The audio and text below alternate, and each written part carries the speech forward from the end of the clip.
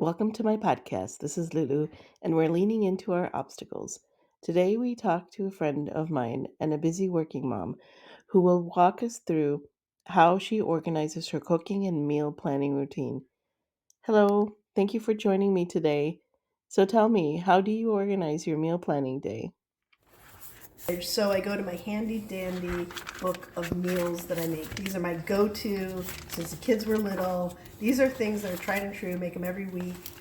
Like nothing here is like, oh, I'd love to make this someday. These are things I've made before and enjoy. So it's kind of nice to have and they're organized by, breakfast, salads, so I know exactly where to look.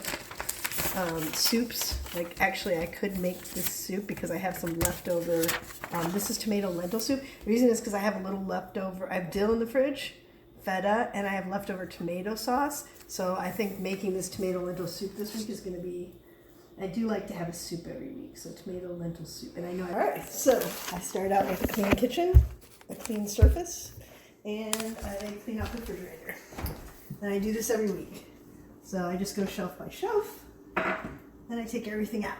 And it's not a big deal for me to do this every week because I try to plan my grocery shopping so that I run out of food at the end of the week. I don't want to have a lot of leftover food.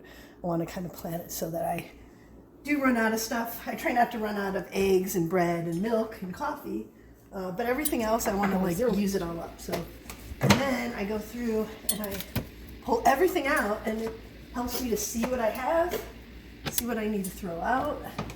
It's no longer any good.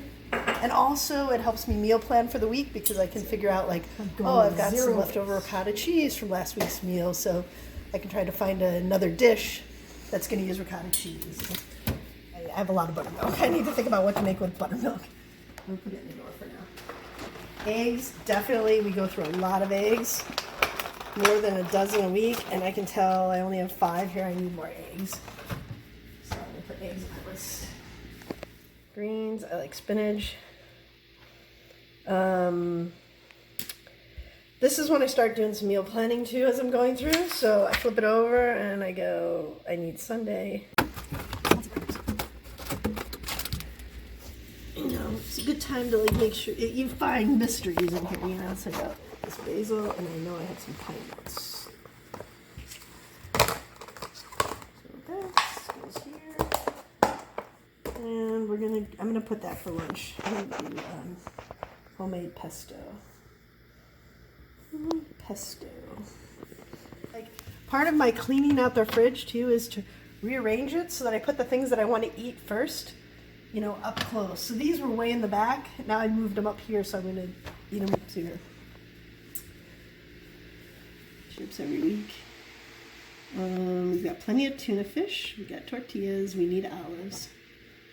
I'm not going to get tomatoes because I don't have a recipe for them. So I'm not going to just buy them to have them, I think that's pretty much it. Mayonnaise was good. Hot sauce, soy sauce. Oh, pepper. I need pepper. So, did you find any benefits when you planned your meals in advance? Dress, so that I know every night, during the week, I don't have to think about what I'm going to make for dinner, I get home from work and I have it all mapped out, so it's just have to execute. And right now you're going to go home and do what? I probably will rewrite the list so that it's now I know a little bit better picture of what's going to be Monday, Tuesday, Wednesday, just how things are going to flow together, so I'll probably just kind of clean up that list a little bit so it's ready to go. And could you tell me what was different about cooking now as a couple for you and your husband versus when you had the 2 kids at home? I no longer buy any snack food. That's the biggest difference. So I'm just not buying any junk food or snack food. So probably buying a little bit fancier food in some ways. And I'm really focused on not having a lot of leftovers. So, 1 chicken breast, or I'll buy a pack of 2 chicken breasts and I'll divide them up. And so I'll freeze them separately, same thing with pork chops. And so yeah, but you felt you had the same system when you had the kids. The same system, yeah, definitely. I would map out my grocery shopping every week, and I did in such a way that I could tear the list in pieces and give one to a kid to go, you go get that, or Rick, you go get that, divide up the shopping list. So that makes it nice too. Yeah.